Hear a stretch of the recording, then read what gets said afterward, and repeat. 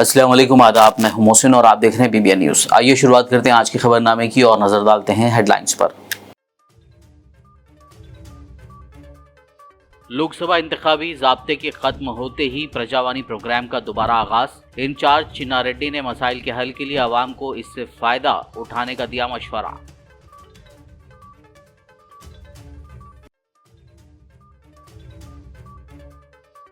तेलंगाना के मुकम्मल बजट की तैयारियां शुरू।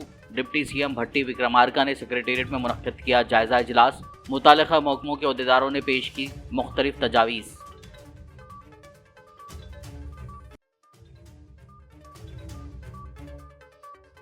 हैदराबाद में ग्लोबल राइस समिट। रियासती वुज़रा तुम्मला नागेश्वर राव और उत्तम कुमार ने किया इफ्तिताह। कहा, तेलंगाना अनाज की पैदावार में सरे फहरिस्त।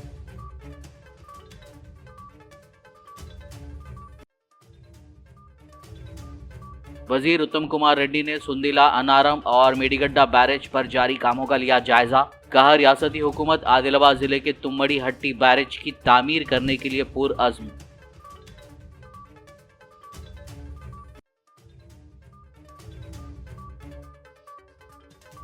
BRS MLAs अपना सियासी मुस्तकबिल बचाने कांग्रेस में हो जाएं शामिल। खैरताबाद MLA दानम नागेंद्र ने BRS MLAs को दावत देते हुए दिया मशवरा।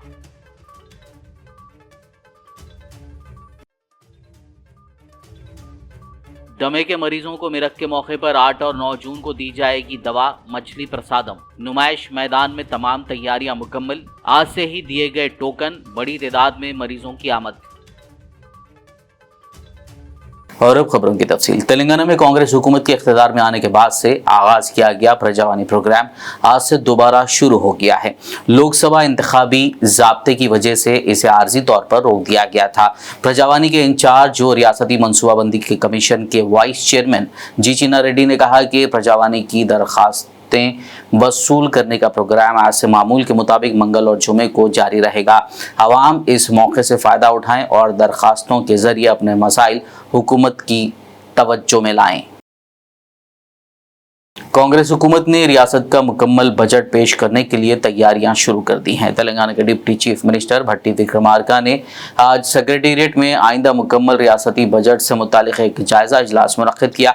इस इजलास में महकमे मालियत, कॉमर्स और सेहत के अलावा दीगर मुतालिका महकमों के आला सतही अहदेदारों ने शिरकत करते हुए रियासती बजट से मुतालिक मुख्तलिफ तजावीज़ पेश की। वाज़ेह हो कि लोकसभा इंतखाबात के पेश नज़र रियासती हुकूमत ने मौजूदा माली साल का मुकम्मल बजट पेश किए बगैर वोट ऑन अकाउंट बजट पेश किया था, जो जुलाई तक के लिए था। जुलाई के महीने में मुकम्मल बजट की तैयारी के हवाले से मुताल्लिका महकमों से मंसूबा तजावीज़ लेकर लाहे अमल तैयार किया जाएगा।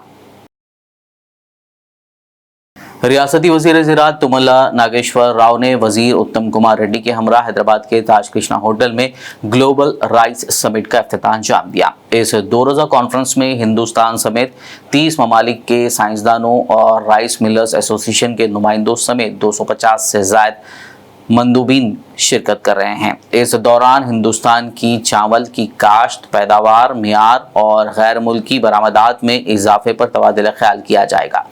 टेक्नोलॉजी, मार्केटिंग और फूड सेफ्टी के मकासद के साथ जहन साजी की जाएगी। इस मौके पर खिताब करते हुए वज़ीर तुम्मला नागेश्वर राव ने कहा कि वो रियासत में राइस समिट के इनेकाद पर खुश हैं। उन्होंने कहा कि रियासत अनाज की पैदावार में सर फहरिस्त है। तेलंगाना में अनाज की पैदावार में बतदरीज इजाफा हो रहा है। रियासती हुकूमत ग़िज़ाई तहफ़्फ़ुज़ के लिए मुकम्मल ताउन कर रही है। हुकूमत का मकसद सबको ग़िज़ाई तहफ़्फ़ुज़ फराहम करना है। There are nearly 220 varieties of paddy being cultivated in our state due to favorable climatic conditions. At present, 60% of its coarse varieties, the new government has taken all the effort to motivate farmers to go for fine varieties and rice which has more demand in local and global market. The government has announced a bonus of 500 rupees per quintal for those farmers who are cultivating fine varieties of the rice from next season onwards. We have made a significant progress in resolving production-related factors over the year, but market-related problems remains the major concerns for ensuring better price to farmers.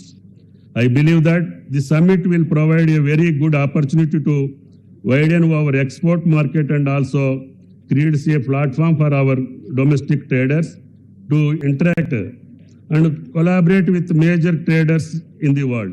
Telangana has now emerged as the rice bowl of India, second in paddy production in the country, and paddy production in the state stands at a staggering 265 lakh metric tons a year, out of which 94 lakh metric tons is procured by the government at minimum support price. Our country as a whole believes in the concept of food security to ensure that the poorest of the poor at all times get access to the basic food for their active and healthy life. Right to food is treated as a fundamental right, as an extension of right to life, which is enshrined in our constitution, interpreted to include right to live with human dignity, which includes right to food and basic necessities. Some of our rice variants are unique in the world, and we have varieties which can cater to varied needs of populace across the globe. And we would be glad to offer the same to all the exporters who have come to this conference. Quality of Indian and especially Telangana rice has not been fully explored by the world community, and we are committed to showcase the same. We are ambitious and confident of supplying the best rice in the world. रियासती वजीर आपाशी उत्तम कुमार रेड्डी ने वाज़ेह किया कि रियासती हुकूमत आदिलाबाद जिले के तुमड़ी हट्टी में बैरेज की तामीर करने के लिए पुरअज़्म है। उन्होंने आज जुमे को सुंदीला बैरेज का मुआयना करने के बाद मीडिया से बात करते हुए बताया कि ये कांग्रेस पार्टी के इंतखाबी मंशूर में था, लिहाजा ये मंसूबा सिर्फ इसी मुद्दत में मुकम्मल किया जाएगा। उत्तम कुमार रेड्डी ने अपोजिशन पार्टी के उस इल्ज़ाम कि मेडीगड्डा बैरेज को बहाल करने के लिए कोई इक़दाम नहीं किए गए हैं पर रद्दमल जाहिर करते हुए कहा कि उन्होंने मरकजी हुकूमत के इदारे national dam safety authority NDSA को इस बैरेज को पहुंचे नुकसान का मुताला करने की जिम्मेदारी सौंपी है। ताहम ज़ाब्ते अखलाक की वजह से वो इन प्रोजेक्ट्स का दौरा नहीं कर सके और आज ज़ाब्ते के ख़त्म होने पर वो सुंदेला, अनारम और मेडीगड्डा बैरेज पर जारी कामों का जायज़ा लेते हुए इंजीनियरिंग डिपार्टमेंट के अफसरान और मुताल्लिक़ा एजेंसियों के NDSA की सिफारिशात पर अमल करते हुए काम करने की हिदायत दी। వరంగల్ నుంచి భూపాల్పల్లి నుంచి చాలా వ్యయ ప్రయాసాలతో ఇంత దూరం వచ్చినందుకు మనస్ఫూర్తిగా మీకు ధన్యవాదాలు తెలియజేస్తాను. ఇప్పుడు నరసింహారెడ్డి గారు, మోహన్ గారు ఉన్నారు, వచ్చిందా? ఉన్నారా? ఓకే, బాలు గారు ఓకే, ఫైన్, సరే. Firstly my heartful thanks to the English and Hindi media also, which has come from Hyderabad also, and Warangal, Bhopalpur media మిత్రులకు కూడా నా నమస్కారం. ఈరోజు మా ప్రోగ్రామ్ యొక్క ఉద్దేశం, లక్ష్యం కూడా నేను మనవి చేస్తున్నాను. నిన్నటి వరకు అంటే 6 జూన్ వరకు పార్లమెంట్ ఎన్నికల కోడ్ ఆఫ్ కండక్ట్ ఉండి కాళేశ్వరం ప్రాజెక్టుపై మేము రివ్యూ చేయడం వీలు కాలేదు. తెలుసుకోవడానికి NDSA interim measures national dam safety authority recommend చేసిన interim measures implementation progress review చేయడానికి నేను రావడం జరిగింది. మీ అందరికీ తెలుసు, కాళేశ్వరం ప్రాజెక్ట్ మీద గత ప్రభుత్వం 94,000 కోట్ల అప్పు తీసుకొచ్చి ఖర్చు పెట్టిన తర్వాత వాళ్ళ గవర్నమెంట్ ఉండగానే 21 అక్టోబర్న మేడిగడ్డ బ్యారేజ్ కొలాప్స్ అయిపోయింది, కుంగిపోయింది. వర్చువలీ మొత్తం కాళేశ్వరం ప్రాజెక్ట్ కూడా సీరియస్ గా డ్యామేజ్ అయింది. ఎందుకంటే हल्के असेंबली कारवान के मजलिसी एमएलए कौसर मोहिउद्दीन ने आज जुमे को शेखपेट मंडल के दरखास्त गुजारों में शादी मुबारक स्कीम के 143 चेक्स तकसीम किए। इस मौके पर उनके हमरा मजलिस पार्टी कॉरपोरेटर्स, इब्तदाई सदूर मोतमदीन, सरगर्म कारकुनान और इस्तेफादा कुनिंदगान मौजूद थे। आज सदर मोहतरम जनाब नकीब मिल्लत बैरिस्टर असद अली साहब की हिदायत पर हल्के कारवान और शेखपेट मंडल के शादी मुबारक के 143 चेक्स को मुख्तारपुरा एसएस फंक्शन हॉल में दिया गया। ये शादी मुबारक के 143 जो चेक्स है बल्दी डिवीज़न नारायणनगर के, बल्दी डिवीज़न टोली चौकी और गोलकुंडे का जो पार्ट आता है मोहम्मदी लाइन का, अकबरपुरे का, उन तमाम को आज 143 चेक्स को दिया गया। इस प्रोग्राम के अंदर बल्दी डिवीज़न नारायणनगर कॉर्पोरेटर जनाब नसीर साहब, बल्दी डिवीज़न टोली चौकी नुमाइंदा कॉर्पोरेटर जनाब हारून फरहान साहब और मजलिस के सदर मोतमदीन ज़िम्मेदार मोहिबान मजलिस इस प्रोग्राम में शामिल थे। इनके अलावा शेखपेट मंडल के डिप्टी एमआरओ और उनके तमाम PRIs वगैरह आज इस फंक्शन में प्रोग्राम में शामिल थे। और मैं इस मीडिया के ज़रिए आवाम से गुजारिश करता हूं कि अनकरीब में आसिफ नगर मंडल के शादी मुबारक कल्याण लक्ष्मी के चेक्स को दिया जाएगा। उसके बाद गोलकुंडा मंडल के भी शादी मुबारक और कल्याण लक्ष्मी के चेक्स तैयार है। इंशाल्लाह 2-4 दिन के अंदर उस मंडल्स के भी दिए जाएंगे। मैं इस मीडिया के ज़रिए आवाम से अपील करता हूं कि जो भी हजरात इलेक्शन कोड और रमज़ान के दरमियान में और MLA इलेक्शन कोड के दरमियान में जो भी शादियाँ हुए, उन तमाम से गुजारिश करता हूं कि आप तमाम का भी टाइम है, अपने करीबी मी सेवा पर जाकर ऑनलाइन कराएं। इंशाल्लाह 2-3 महीने के अंदर फिर आप तमाम को जमात की तरफ से नुमाइंदगी कर शादी मुबारक और कल्याण लक्ष्मी के चेक को दिया जाएगा। फिर एक मरतबा आवाम से अपील करता हूँ कि आप जो हजरात जो रमज़ान से पहले या MLA इलेक्शन के कोड के दरमियान में या MP साहब के इलेक्शन कोड के दरमियान में जो शादियाँ करें घरों के पास, उन तमाम से गुजारिश करता हूँ कि अपने घर के करीब में जो मी सेवा है उन जाकर वहाँ पर ऑनलाइन करिए। इंशाल्लाह 2-3 महीने के अंदर आप तमाम के भी चेक को दिलाने की पूरी कोशिश करेगी। और तमाम से अपील करता हूँ कि आपके जो भी बस्ती के अंदर जो मसाइल है या मुझको बताइए या मेरे कॉर्पोरेटर्स को या मेरी जमात के सदर मोतमदीन को बताइए। इंशाल्लाह आपके मसाइल को हल करने की पूरी कोशिश की जाएगी। शुक्रिया, खुदा हाफ़िज़। ये जो आज जो शादी मुबारक के जो चक्के दिए गए शेखपेट मंडल के, उनको 11 तारीख तक टाइम है, इसलिए आज जुमे के दिन आप तमाम को बुलाकर यहाँ पर दिया गया। और जितने हजरात भी आज जो शादी मुबारक के, चाहे वह हकीमपेट के या मोहम्मदी लाइन के या जमाली कुंटे के या अकबरपुरे के, या जो हजरात शादी मुबारक के जो चक लिए गए, उन तमाम से गुजारिश करता हूँ कि 11 तारीख नहीं, आज ही जाकर अपने बैंक में डालकर वो ड्रा करा लीजिए, क्योंकि 11 तारीख लास्ट डेट है। शुक्रिया, खुदा हाफ़िज़। खैरताबाद रुकन असेंबली दानम नागेंद्र ने आज बंजारा हिल्स में मुनक्किदा तकरीब में शिरकत करते हुए शादी मुबारक और कल्याण लक्ष्मी स्कीम के मंजूरा चेक्स दरखास्त गुजारों में तकसीम किए। बाद मीडिया से बात करते हुए कांग्रेस लीडर दानम नागेंद्र ने BRS MLAs को कांग्रेस पार्टी में शामिल होने की दावत दी। उन्होंने कहा कि BRS MLAs अपना सियासी मुस्तकबिल बचाने के लिए कांग्रेस पार्टी में शामिल हो सकते हैं। उनका कहना था कि जो लोग सियासी तौर पर अवामी हलकों में रहना चाहते हैं और अवाम की खिदमत करना चाहते हैं, उन्हें कांग्रेस पार्टी में शामिल हो जाना चाहिए। CM रेवंत रेड्डी और कांग्रेस पार्टी उनको इज्जत देगी।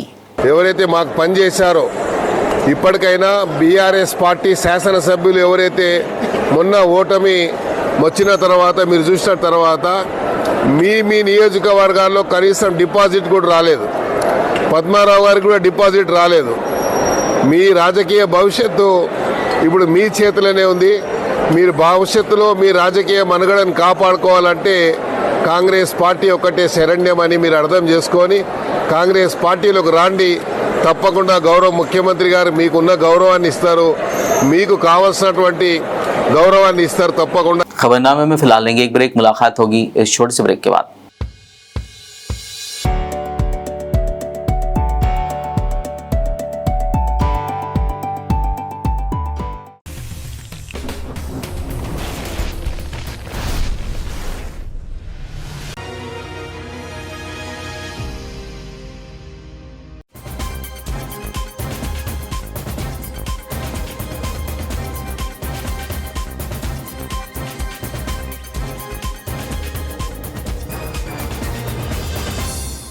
ब्रेक के बाद खबरनामे में आपका दोबारा खैर मकदम है। आगे बढ़ते मजीद खबरों की जानिब। हर साल मेरठ के मौके पर दमे के मरीजों को हैदराबाद के नुमाइश मैदान में बत्तीनी ब्रदर्स के जानिब से मछली की दवा मछली प्रसाद खिलाया जाता है, जिसके लिए तेलंगाना समेत दीगर रियासतों से मरीज और उनके रिश्तेदार बड़ी तादाद में यहाँ आते हैं। इस साल ये दवा 2 दिन 8 और 9 जून हफ्ता और इतवार को पिलाई जा रही है। नुमाइश मैदान में आज से ही मछली प्रसाद तकसीम के टोकन दिए गए, जिसके लिए लोग कतार में नजर आए। दूसरी जानिब रियासती हुकूमत ने मछली की दवा की तकसीम के लिए इंतजामात पहले ही मुकम्मल कर लिए हैं। असेंबली स्पीकर गड्डम प्रसाद कुमार और वजीर पुन्नम प्रभाकर कल हफ्ते की सुबह मछली प्रसाद तकसीम करने के इस प्रोग्राम का आगाज करेंगे। सीबीआई की खुसूसी अदालत ने दिल्ली शराब घोटाला मामले में BRS-MLC कविता की अदालती रिमांड में तौसी कर दी है। अदालत ने कविता की रिमांड 31 तारीख तक बढ़ा दी है। कविता ने अदालत से दरख्वास्त की थी कि उन्हें जेल में पढ़ने के लिए किताबों की ज़रूरत है। अदालत ने उनकी अपील मंजूर करते हुए हुक्काम को जेल में कविता को 8 किताबें देने का हुक्म दिया है।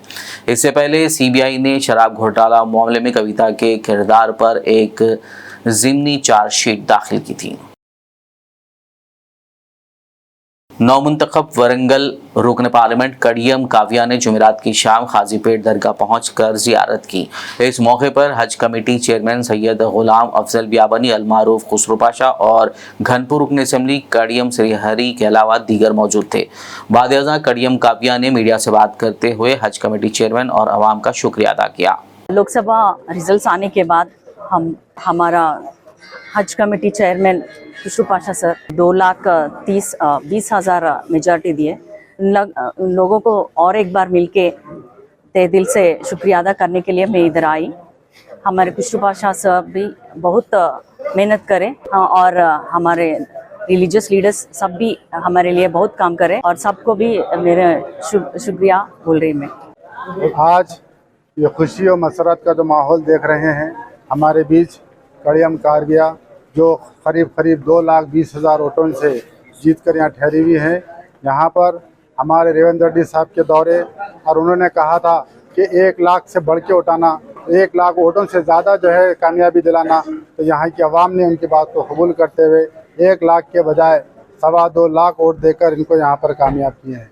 इसी तरीके से आप महबूबाबाद में भी कैंडिडेट हमारा कामयाब हुआ, आगे पेदापल्ली में भी हमारा कैंडिडेट जो है कामयाब हुआ। अल्हम्दुलिल्लाह यहाँ पर आपको हिंदू मुसलमानों की एकजुटता यहाँ पे आपको महसूस होती है। यहाँ पे अमन जो सलामती यहाँ पे आपको दिखती है, एक दूसरे में मोहब्बत यहाँ पे दिखती है। इसीलिए सेकुलर कायदीन इस एरिया से चुन के आए हैं और मैं दुआ करता हूँ कि अल्लाह कड़ियम काव्या से खिदमत लें, सबकी खिदमत करें, हिंदू मुसलमान गरीब सबकी खिदमत कर आप जो है उसका सवाब हासिल करें। इंटरमीडिएट कॉरपोरेट कॉलेजों में फीस के नाम पर लाखों रुपए वसूल करने के खिलाफ AISF ने आज जुमे को हैदराबाद के नामपल्ली में वाक़े बोर्ड ऑफ इंटरमीडिएट दफ्तर के रूबरू ज़बरदस्त एहतजाज किया। एहतजाजियों ने हाथों में प्ले कार्ड्स थामे रैली की शक्ल में यहाँ पहुँचकर नारे लगाए। उन्होंने इल्ज़ाम लगाया कि इंटरमीडिएट बोर्ड ऐसे कॉरपोरेट कॉलेजों के खिलाफ कार्रवाई करने में मुकम्मल तौर पर नाकाम हो चुका है। उन्होंने हुकूमत से मुतालबा किया कि कॉरपोरेट कॉलेजों में फ़ीसों को फौरी कंट्रोल किया जाए। उन्होंने सरकारी इंटरमीडिएट कॉलेजों में खाली जायदादों को भी फौरी तौर पर पुर करने का मुतालबा किया। बाद-ए-अज़ां पुलिस ने एहतजाजियों को हिरासत में लेकर पुलिस स्टेशन मुंतकिल कर दिया।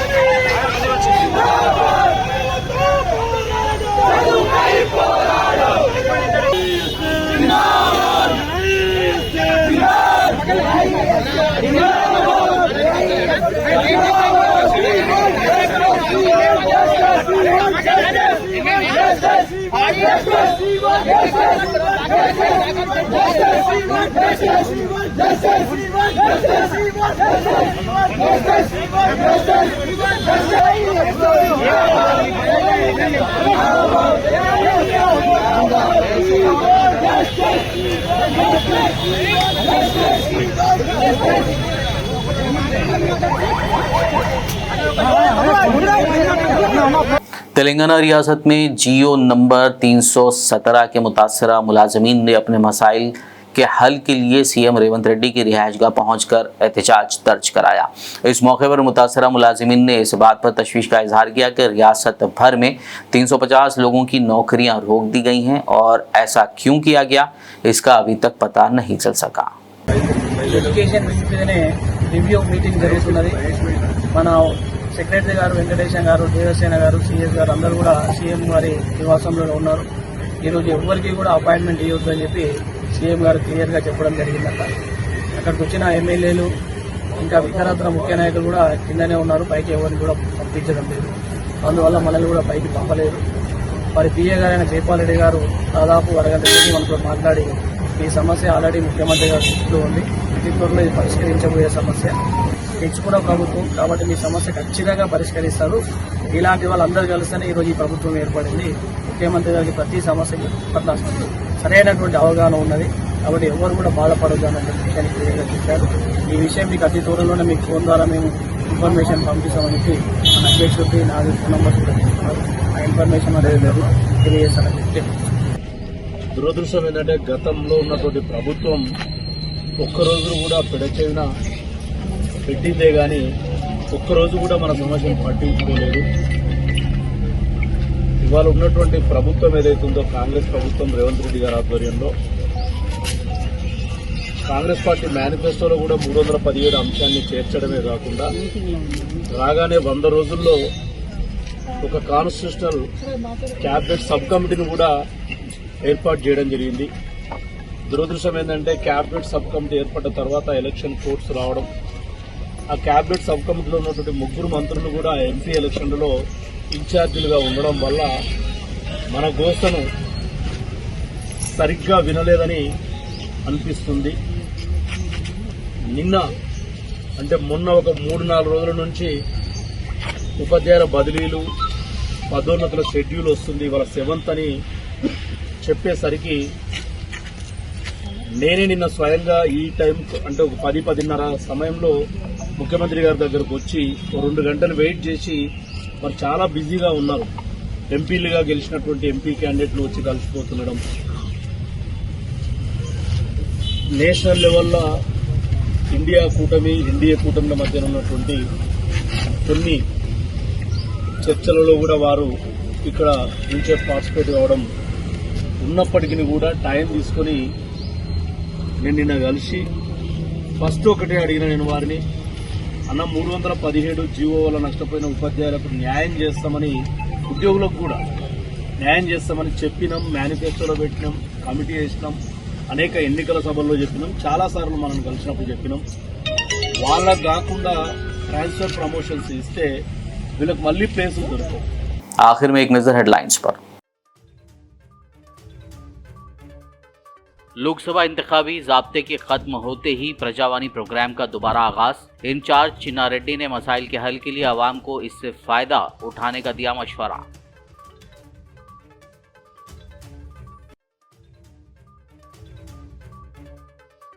तेलंगाना के मुकम्मल बजट की तैयारियां शुरू। डिप्टी सीएम भट्टी विक्रमार्का ने सेक्रेटेरिएट में मुनक्किद किया जायजा इजलास। मुतालिका महकमों के अहदेदारों ने पेश की मुख्तलिफ तजावीज़।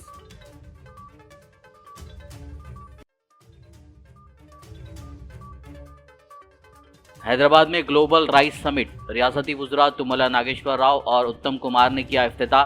कहा तेलंगाना अनाज की पैदावार में सरे फहरिस्त।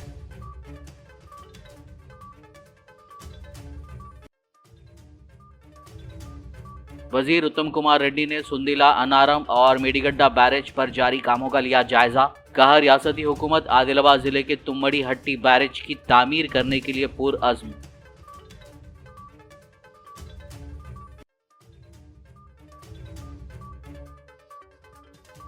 बीआरएस एमएलए अपना सियासी मुस्तकबिल बचाने कांग्रेस में हो जाएं शामिल। खैरताबाद एमएलए दानम नागेंद्र ने बीआरएस एमएलए को दावत देते हुए दिया मशवरा।